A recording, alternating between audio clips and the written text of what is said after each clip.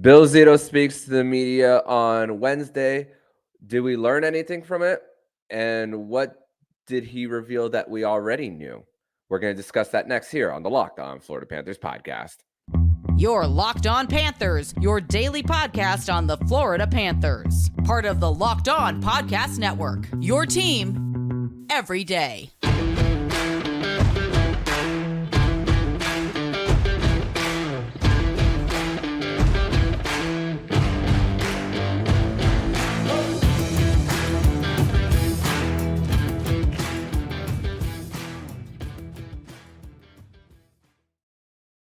And welcome into this Friday, June 23rd edition of the Locked On Florida Panthers podcast, part of the Locked On Podcast Network, where it's your team every day. Thank you for making the Locked On Florida Panthers podcast your first listen of the day.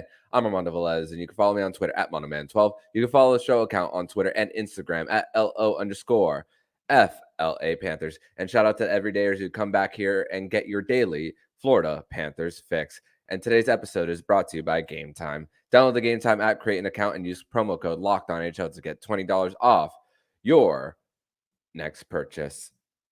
And Florida Panthers fans, we have a lot to talk about in as far as the offseason goes for the Florida Panthers. And Bill Zito spoke to media on Wednesday. And thankfully, on today's show, we have it is a Fairbanks Friday, which means Nick Fairbanks is here to discuss Bill Zito speaking to the media and what we learned and didn't learn, like I said at the top of the show. So, Nick, welcome back to Locked On Panthers for another Fairbanks Friday. It's a beautiful day. I don't think it's raining finally down here in South Florida. Some sun shines out, and Bill Zito kind of gave us a look in on exit interviews and what to expect going into the offseason and then going into the season next year. So looks like things are starting to brighten up a little bit down here. Unfortunately, it's storming a little bit in Orlando. The clouds are very dark right here right now, so I can't say the same thing weather-wise up here for me right now on this Friday morning. But yeah, Bill Zito really spoke about how the lessons that the guys that about the not necessarily I told you so, but this about saying this is the type of franchise we want to be. This is the type of hockey we want to play, and manifesting itself. Of course, we didn't really see the reap of the benefits really until later in the season. It's also spoke about how Coach Maurice was a guy who didn't change really, even during the wins and the losses and all that stuff. So I think that having the GM back him up there, I think it's really. I think it really speaks volumes. And even when things weren't going well around the trade deadline, he spoke about praising Paul Maurice during this time. Yeah, and if you would have asked the fans back in November, December, January, they all wanted his head. They wanted him out. But it's refreshing to hear within the Florida Panthers structure that the GM and the coach get along. They support one another, and most important of all, they support the team. They didn't make any trades during the trade deadline. They believed in them, and look what it turned into. They made a Stanley Cup final run. The other thing about it, too, is that they stayed with the program, which, if you were a younger coach, being brought into this organization and you weren't playing as well or you weren't reaping the benefits or the results that you're looking for, maybe you do change your tactics and what you want to do. But the fact that Paul Maurice is a veteran coach, he stayed the course because he believed in this team and he knew that they would be playing the right way. And they definitely did serve, his thoughts very well later in the season. Yeah. And Bill Zito also spoke about how his approach to free agency and kind of maybe a little bit of an indication of when the guys are going to come back and how he approaches LTIR versus guys who could come back in January versus guys who could come back in the second or third months of the season. Didn't necessarily give any timelines. Didn't necessarily confirm anything of Brandon Montour, even though there's a report by Frank Saravelli out there of Brandon Montour missing some time. But using that pool of money because you're going to need to bring these guys back sometime in the season as well. But also spoke about how the goaltending situation. He was asked about Spencer Knight. Spoke about how they text frequently, and which is a great sign. I'm sure Bill Zito does not have a problem with him going to the Belmont Stakes. I'm very, very sure about that. and was also asked about Alex Line, the possibility of him being back, and spoke about the right situation. Of course, I think that's just lip service when it comes to Alex Line. Don't think he's gonna be back, but the main focus here is Spencer Knight and his well-being and the fact that there is communication and nobody's ghosting one another. Yeah, and that's something that I think has been missing since Spencer, took the unexpected leave of absence or, entered the protocols. I don't think fans expected it. I think the organization may not have expected it all the way, but they support him 100%, which is very important. From what we know, it's not a substance issue. It's more possibly like a mental health issue, which, listen, we spoke about this before. He's 22 years old, and if he's already seeing that he can't be his best self, or he's starting to have doubts about certain things, that he's asking for help, which is encouraging. To get to the Belmont Stakes picture, the reaction that was on Twitter for Panthers fans was twofold. One, you had the people who were like, this is unacceptable. He should be with the team and cheering them on and, really trying to like rally them and everything. And the problem with that is that he's not allowed to be around the team while he's in the protocols. So understandable. Plus, that was the first time we had seen him in months or heard anything about him in months. So the fact is we didn't have any information. We don't know what's going on. And the first thing we see him is with other NHL players out at a public venue, just taking something in. And I think a lot of people just didn't take it the right way just because they didn't know what was going on, or they assumed a lot of things. So I think we need to give him the benefit of the doubt. He'll either talk about it or he doesn't have to. But I think he'll come back as a better goaltender coming into next season, and we'll see what he's learned and what he's been able to translate from therapy or whatever he's going through right now. Yeah, and like you said, he doesn't owe any of us an explanation for what he's been through. Another thing that Bill Zito spoke about was, even though they went on a Stanley Cup run, about sentimentality should not be a part of it, even though you fall in love with certain players, a term that Paul Maurice mostly uses. But even though Radko Gudas was part of like the first class of free agents that Bill Zito spoke about, he spoke about how individuals have to be focused on themselves, and we all, every team that's in a competitive window falls victim to the salary cap. They, of course, was mentioned Tampa, Colorado in there as well.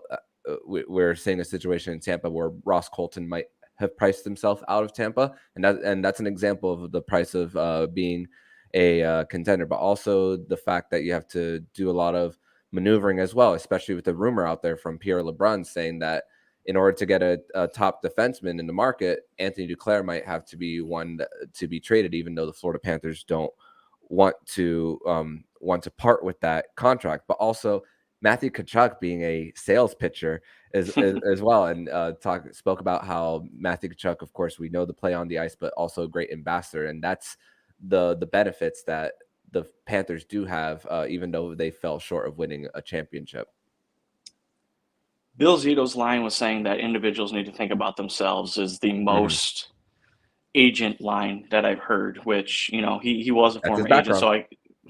So I can completely understand where he comes from, which actually gives me confidence because he understands the situation that he's in with the players that either want to stay and get paid or are willing to take a discount. So we'll see what happens. The locker room by far was probably the best this team's ever had. Nobody had any complaints on exit interviews, not one issue. They all believed in each other. They all love one another. And, it's very hard to not like this team after the run that they had. But as Zito said, you can't have sentimentality, I can't even say it this morning. You can't have that, because what'll happen is you'll have fans and you'll have the organization turn into what happened after 1996. We'll always look back to that year and say, what if, or, that was the greatest team we had. And we just had the greatest team, and they only won one game in the Stanley Cup final. They didn't get the job done, which, okay, understand. But we need to move on. We need to understand that this team can get better, that we will have cap room. And if we need to clear out more to bring in things that we needed, especially defense, it needs to happen. And, if it takes something like losing Anthony Duclair, which is not, to me, not probably the best idea, but just because of what he brings, not only on the ice, but off the ice as well, just with his organization and everything that I think is crucially needed right now, especially with what's been going on in the league lately. It's going to be a tough pill to swallow, but we have to trust the process and understand that the team and the organization is trying to get better.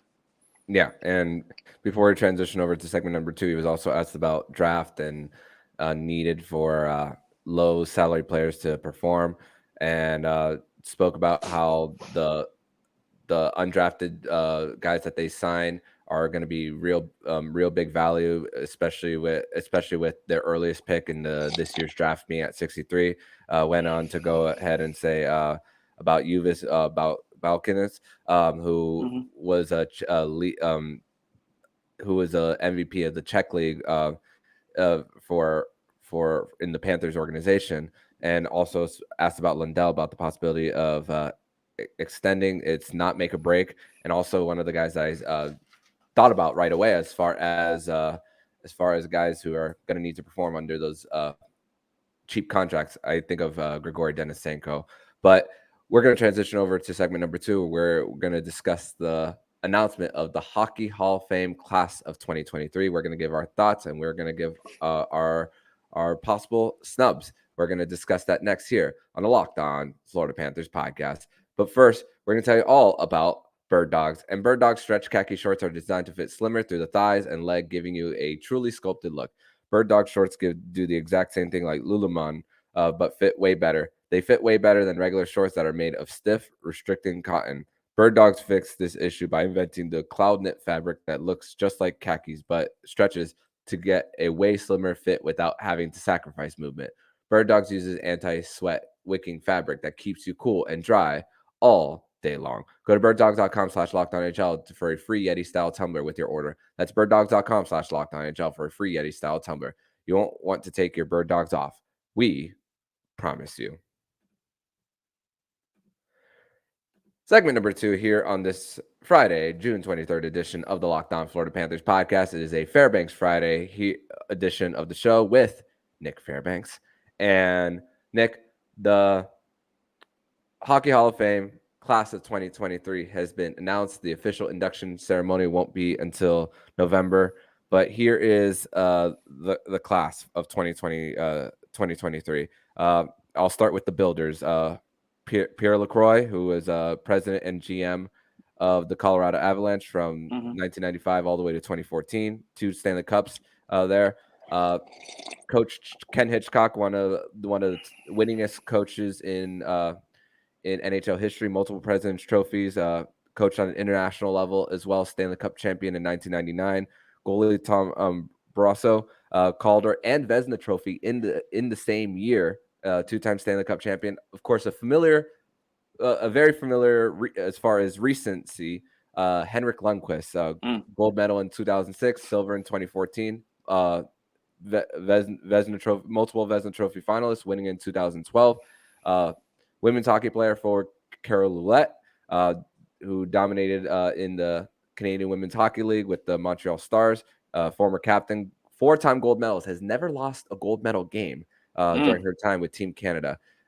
Pierre Turgeon as well, 512 goals, 812 assists in 19 years. Lady being a trophy winner, and has had 100 points 2 times in his career, and former captain of the Habs and former Panther Mike Vernon.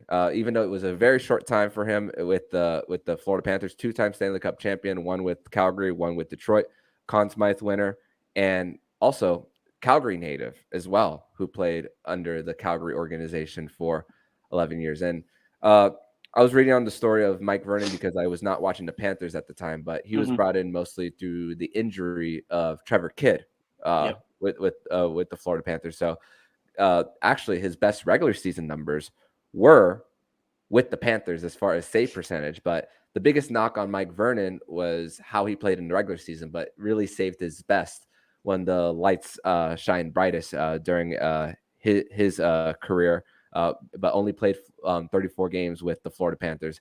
Before we talk about the snubs, what are your thoughts on this Hall of Fame class?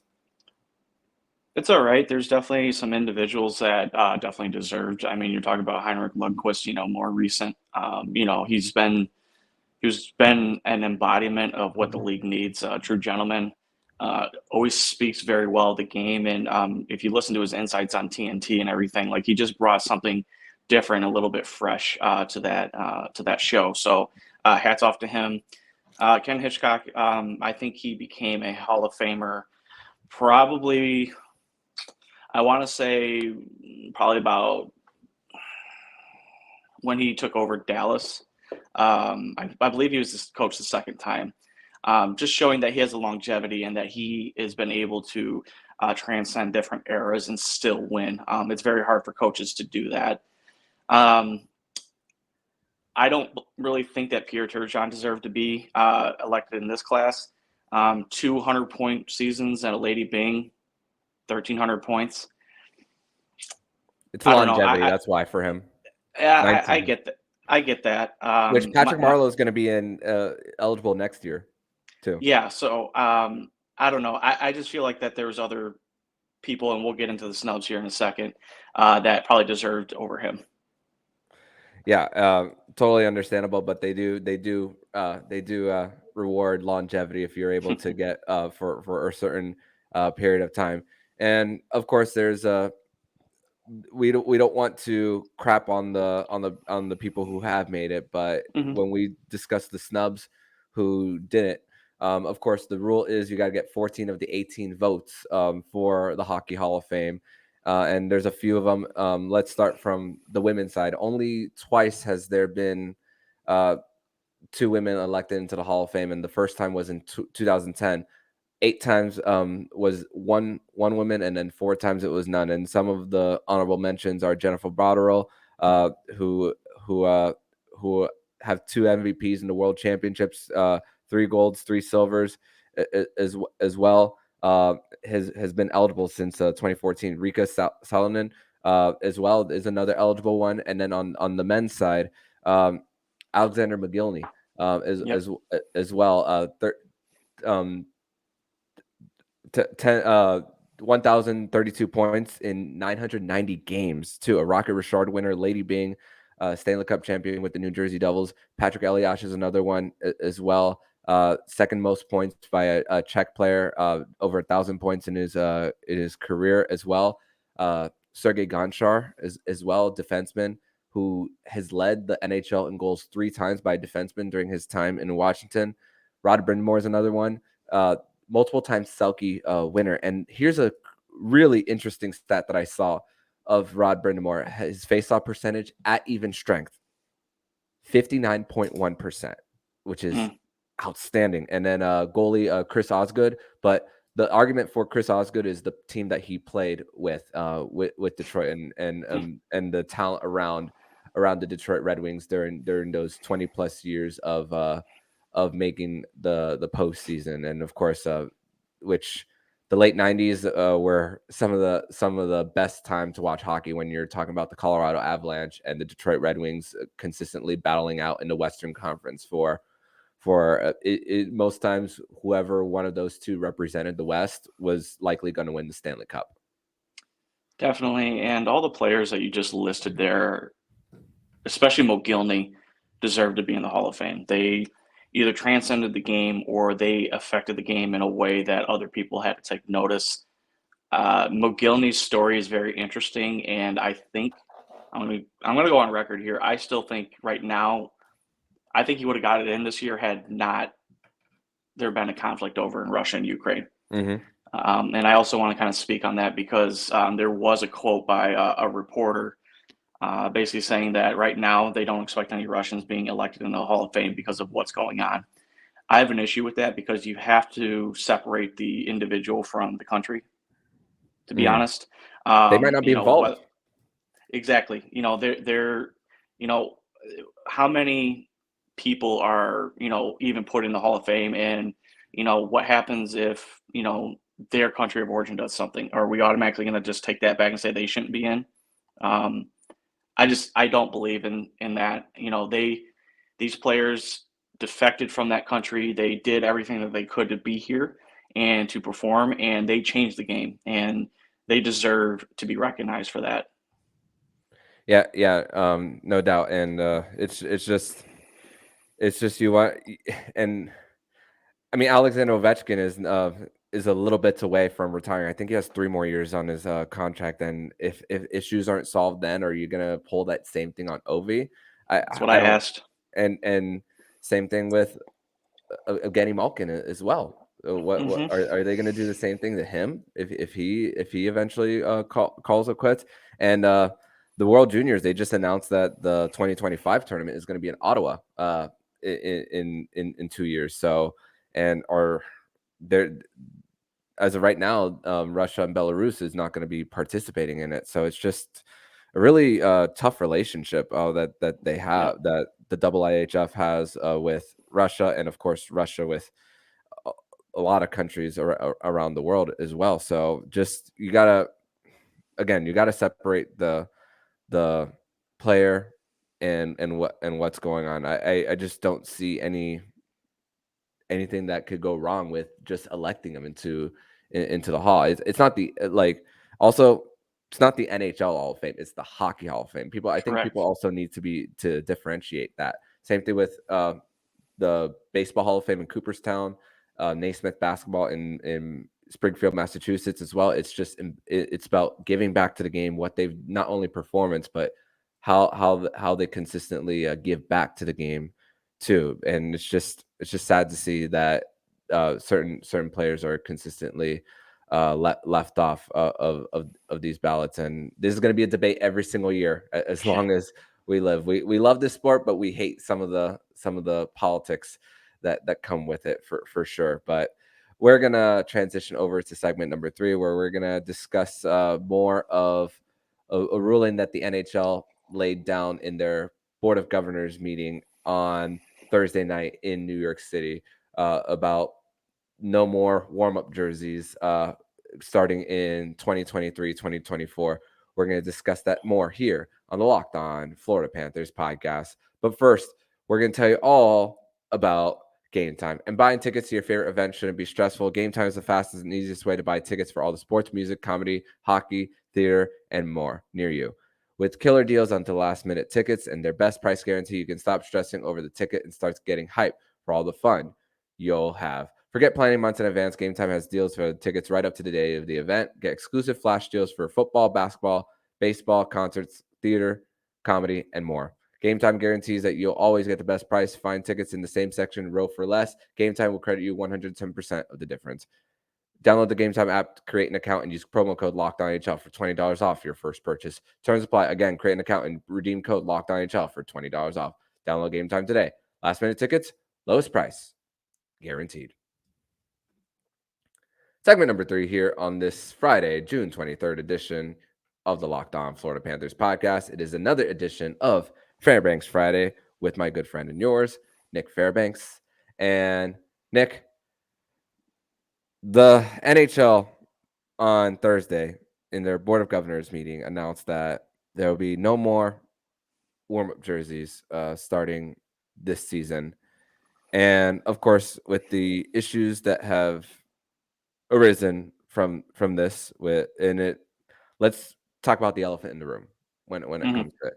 The reason why there's no more warm-up jerseys is because of what has happened during Pride nights. It hasn't happened on any other night. Hasn't happened on military night. Hasn't happened at Hockey Fights Cancer night. Hasn't even happened on Black History night. But it happens specifically on Pride, and the NHL says, because we don't want to deal with this PR hit, we're just not gonna have any of them.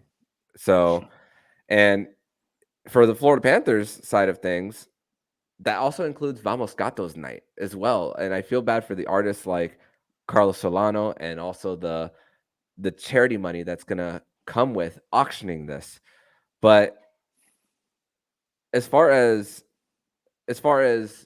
just 15 minutes of wearing a jersey to tell everybody that they're included, it's just in my opinion, I just shake my head when it comes to this ruling, because they say the whole phrase "hockey is for everyone," but this ruling just says the complete opposite. Like NHL says this, does the opposite. That's kind of what sports have become over the last 10 or 15 years. I mean, you can look at the NFL for many examples. I won't go into them because some of them are pretty disgusting. But this is a low-level decision, and it's because people don't want to admit the fact that there's people different from them and that these people have not been included in the community forever. You know, you have Pride Night, which was problematic. I mean, you have both sides of the aisle kind of arguing that. But what's wrong with putting on a jersey, you know, and just saying like, hey, listen, we're here as an organization, you know, to tell you that we support you and we want you included in our game because listen, without you guys, we wouldn't be successful or we wouldn't be here. The other thing I have to say about it is that the excuses that were used during the season by particular players is old as time, you know, because my book says this or my, you know, my section of religion says this. It's time to get over that, you know, because there's been people ever since the beginning of time that have been different, I'll just say. And it's because of your viewpoint and your book that these people have been moved into not talking about how they really are, how they really feel, and who they really are. And on top of that, having to live in fear of their lives. Now, if you're going to get rid of jerseys and everything, just get rid of everything. Just get rid of, you know, the other nights. Like, hey, we're going to do military appreciation. We're going to get rid of, you know, other nights. And I think that would send a pretty strong message. Like, hey, listen, if you really are for everybody, then put it on an equal playing field, and you know, let's really see what happens. Let's see if viewership goes down. Let's see if you know, money coming in from other organizations stops coming in because they're not being, you know, pulled up. So, dang, I had a really good line, and I'll probably think about it here in a second. But that's generally like my first take on this. I'm not sure what you think right now. Yeah, I think of it's funny because I think of when people said that they weren't going to watch the NFL over Colin Kaepernick taking a knee, and then the ratings actually did not go down. It was just people being mad for the sake of being mad, and it's like, oh, the ratings are here. You said whatever happened to this person saying they weren't going to watch, and as far as that, I wrote this down. Hockey culture loves to talk about team over me. Let's think about something. Isn't not wearing that jersey a me over team, actually, if you really think about it long and hard? Yes, 100%. So why are these players doing that then? It's just you're not living up to the code / culture that hockey brings. Definitely, and I wonder, you know, if other players were given the option not to wear certain warm-up jerseys just during the season, or was it only Pride Night? Yeah, and that's that it's just oh, for everything else, team over me, but in this instance it's not. So it's just very hypocritical when it comes to that, and it's just you feel bad for all the people who just want to be included in this sport, and it's just I just want people to have the same energy if it's something else outside of Pride Night, like you said, equal playing field when it comes to all these different type of nights. But that's the reason for it all, and just your heart goes out to everyone of those people who just, and I mean, I consider myself an ally, but how are you feeling if you're one of those people who are part of the LGBTQ community who are receiving that, who are being told this news that they aren't gonna do this? I think it speaks volumes because then now the league, for television and ratings purposes, is not going to show their support. I mean, yeah, they're saying the organizations can still have these nights, and that the teams can still make jerseys for those nights, but they just won't be able to wear them, for warm up. So it really makes me wonder, when these games are going to be telecasted, if each broadcast is going to talk about Pride Night, or they're going to talk about Military Night and talk about the jerseys that are going to be available for auction to go to good causes. I would like to think that the organizations that are mature and understand that, they really do want everybody included. And as you said, it's team over me, that they will do their due diligence and make sure that these messages and these little things that the organizations do still stay alive. But we'll definitely see what happens. I just think that right now the league is just in between a rock and a hard place, and they'd rather just not deal with it. And that's not the way to deal with things at all. I mean, if anything, you're going to make it worse. It always happens this way. You're going to make it worse, and then you're going to be out of a job, to be honest. I don't think Bettman's going to be around, probably past 2030 maybe. He's only been doing this for 30 years. Oh, exactly. And yet to make a decision like this is asinine.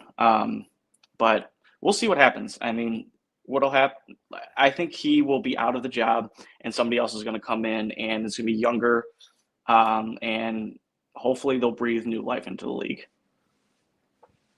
And mostly when a successor comes in, they're kind of like, it's handpicked by the guy and they want to have their same way. So I hope you're right. I hope you're right. Well, but I'm not very hopeful. Well, Roger Goodell is an example, and right now Manfred is a great example of that. So, yeah, not good history right now. No, definitely not. But Nick, I want to thank you so much for joining me on this edition of the Locked On Florida Panthers podcast. Speaking about Bill Zito's availability, Hockey Hall of Fame, of course, a difficult but necessary conversation based on the warm-up jerseys being no more for the NHL. But tell everybody where they can follow you online. Armando, thanks for having me on again, especially talking about certain subject matters that could trigger some people. I'm actually looking forward to seeing the comments and seeing how we can have a dialogue about it. And if you'd like to have a dialogue, you guys can find me on Twitter at Prudentia0. But with that, thank you again for having me on this week. A mature dialogue with no name calling. That's all I'm asking. 100%. Yeah. So, Nick, thank you so much, and I'll see you next week, my friend. See you next week. And if you like what you're hearing, please subscribe to the podcast so you be notified every single time the Locked On Florida Panthers podcast jumps into your podcast feed. Don't forget to also subscribe to the other shows on the Locked On NHL network, including Locked On NHL, Locked On Fantasy Hockey with Flip Livingstone and Steel Roden, and Locked On NHL Prospects. Thank you for making the Locked On Florida Panthers podcast your first listen of the day. And every dayers, make sure to come back early next week for another edition of the Locked On Florida Panthers podcast, as we are preparing for the NHL awards on Monday. We're going to be discussing more about Matthew Tkachuk's Hart Trophy, being a Hart Trophy finalist, and Bill Zito being up for the Jim Gregory Award. So I'm Armando Velez with Nick Fairbanks, and you've been listening to Locked On Florida Panthers podcast, part of the Locked On Podcast Network, where it's your team every day.